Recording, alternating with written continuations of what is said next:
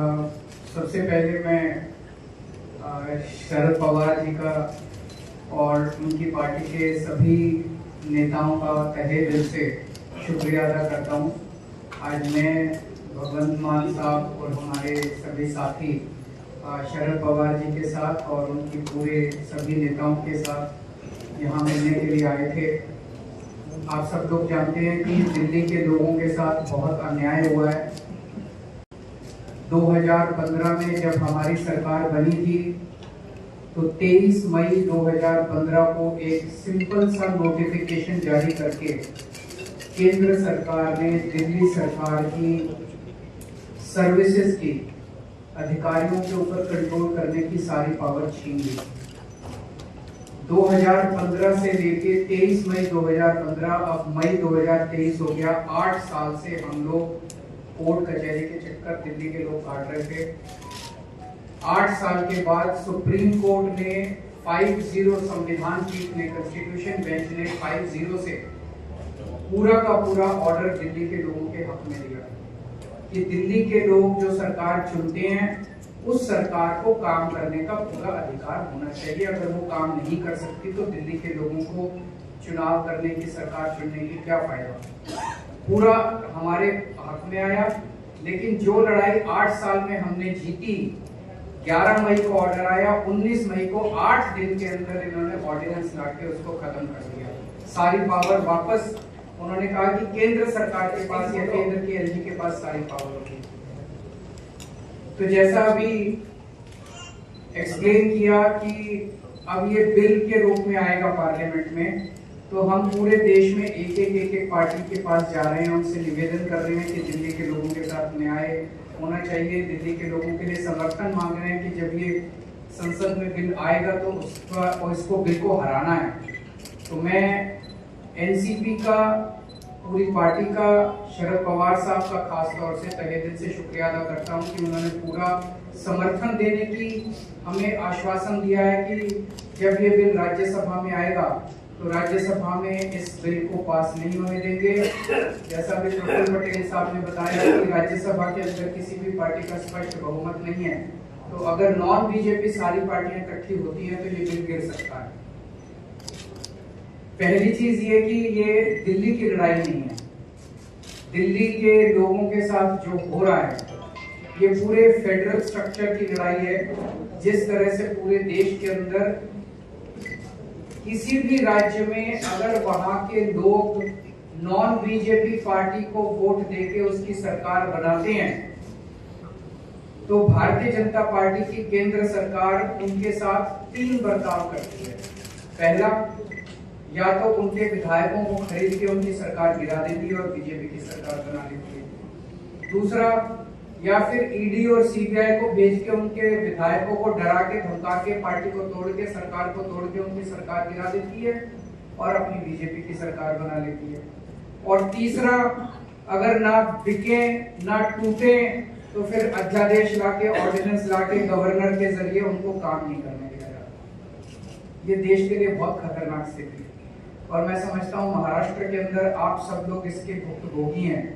हमने कुछ महीने पहले देखा कि यहाँ पे किस तरह से जनता के द्वारा चुनी गई सरकार को किस तरह से ईडी के द्वारा, सीबीआई के द्वारा, पैसों के द्वारा तोड़ के, एमएलए को तोड़ के और पूरी सरकार को गिरा दिया गया। ये देश के लिए अच्छी परिस्थिति नहीं है कि अगर केंद्र सरकार, अगर उन्होंने मैसेज दिया है कि अगर कोई बीजेपी को वोट नहीं देगा, बीजेपी की सरकार नहीं बनाएगा तो हम सरकार चलने नहीं देंगे या सरकार तोड़ देंगे।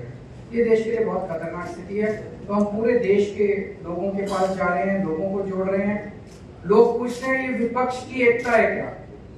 ये पक्ष और विपक्ष की बात नहीं है, ये देश की बात है, देशभक्तों की बात है।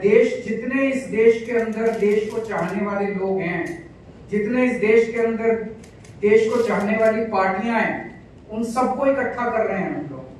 तो जितने देश को चाहने, कोई देश को चाहने वाला व्यक्ति ये नहीं बोल सकता कि भाई इस तरह से चुनी हुई सरकार को तोड़ के, खरीद के, अध्यादेश जारी करके काम ना करने दिया जाए। तो मैं फिर से तहे दिल से शुक्रिया अदा करना चाहता हूँ शरद पवार साहब का कि आपने हमें, और शरद पवार साहब देश के, आज मैं समझता हूँ कि he is one of the tallest leaders which the country has. तो हम शरद पवार जी से हमने निवेदन किया कि आपका तो सहयोग मिलेगा ही, लेकिन आप सारी पार्टियों से बात करके उनको सबको भी इस बिल के खिलाफ इकट्ठा करेंगे। और मैं समझता हूं कि अगर ये राज्यसभा में बिल गिर जाता है, बीजेपी पास नहीं करवा पाती है, तो ये आप इसको 2024 का सेमीफाइनल मानिएगा। फिर मैसेज ये होगा कि 2024 में मोदी जी की सरकार नहीं आ रही है। बहुत बहुत धन्यवाद, बहुत बहुत शुक्रिया पटेल साहब, हमारी पार्टी के प्रेसिडेंट अरविंद केजरीवाल साहब और एनसीपी के नेता और देश के बड़े नेताओं में जिनका शुमार होता है माननीय शरद पवार जी, मेरी पार्टी के राज्यसभा के साथी, सभी मीडिया वाले साथी। मैंने कुछ ज़्यादा नहीं बोलना, बहुत सीनियर लोग बैठे हैं, इन्होंने बोल दिया है। मैं सिर्फ इतने कहूँगा कि लोकतंत्र को बचाने की लड़ाई है। कहने को तो हम biggest democracy of the world कहते हैं, लेकिन अगर अंदर एक झांक अंदर देखा जाए तो डेमोक्रेसी डे बाय डे ये हत्या कर रहे हैं डेमोक्रेसी की। चाहे वो मीडिया के जरिए करवा रहे हो, चाहे वो किसी को एमएलए को तोड़ के खरीद के करवा रहे हो, चाहे किसी को गिरफ्तार करके ईडी सीबीआई की घर से करवा रहे हो। जो गवर्नर हैं देश में वो स्टार कैंपेनर बन चुके हैं बीजेपी के, और जो राजभवन है वो इनके हेड ऑफिस बन चुके हैं बीजेपी के। गवर्नरों से हर रोज हिसाब मांगा जाता है कि कितनी बार काम किया आपने चुने हुए मुख्यमंत्री को। अगर कोई गवर्नर कहता है जी मैं 3 दिन काम नहीं कर पाया, तो उसकी गवर्नरी भी खतरे में हो जाती है कि आपको किस चीज के लिए करवाया था। तो ऐसा चल रहा है। दिल्ली में तो चलो एलजी को इन्होंने सरकार घोषित कर रखा है, तंग करना है। पंजाब में से फुल स्टे हमें अपना बजट सेशन बुलाने के लिए सुप्रीम कोर्ट तक जाना पड़ा। गवर्नर जो है वो कह रहे मैं बजट सेशन नहीं होने दूंगा। सो देश में इलेक्टेड राज करेंगे या सिलेक्टेड राज, सवाल ये है। तो फिर 140 करोड़ जनता जो है वोटिंग के लिए लाइन में क्यों लगती है? क्यों करोड़ों अरबों रुपया खर्चा जाता है अगर सिर्फ 30-31 गवर्नर और एक प्रधानमंत्री ने देश चलाना है? तो ये बहुत ही खतरनाक है फेडरल स्ट्रक्चर के लिए।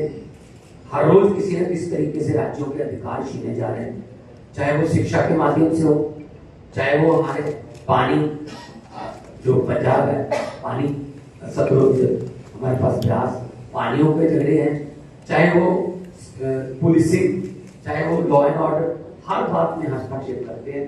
इसलिए ये बहुत अच्छा एक मैं तो कहूँगा कि भगवान ने मौका दिया है कि देश प्रेमियों को इकट्ठा होने का। और शरद पवार जी के लिए ये कोई मेरे ख्याल में बड़ी बात नहीं, क्योंकि इन्होंने देश पर इतने संकट देखे और उन संकट में से जब निकलना था तो ये उस कमेटी के या उस सलाहकार जो कमेटी बनती थी उसके मेंबर रहे हैं। बहुत बार देश पर इन्होंने संकट देखा और संकट को इन्होंने टाला भी और संकट से बाहर भी निकाला देश को। तो ये भी एक डेमोक्रेटिक संकट आ गया है देश पर।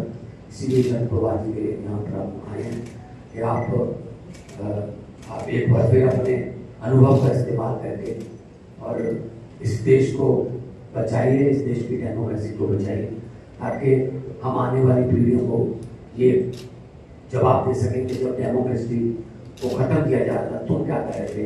कम से कम हम ये कह सकें कि हम ट्राई कर रहे थे, हम कोशिश कर रहे थे और हम किसी भी माध्यम से इसको रोकना चाह रहे थे। बहुत बहुत धन्यवाद।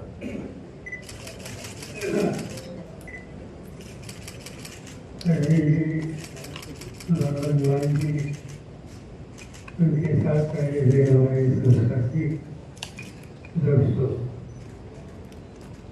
आज की जो प्रेस कॉन्फ्रेंस थी ये बड़ी इम्पोर्टेंट प्रेस कॉन्फ्रेंस, क्योंकि प्रेस कॉन्फ्रेंस से पहले हम साथियों के साथ देश के सामने एक समस्या पैदा हुई तो दिल्ली के और पंजाब के मुख्यमंत्री गवर्नर ने अच्छी तरह से देखी।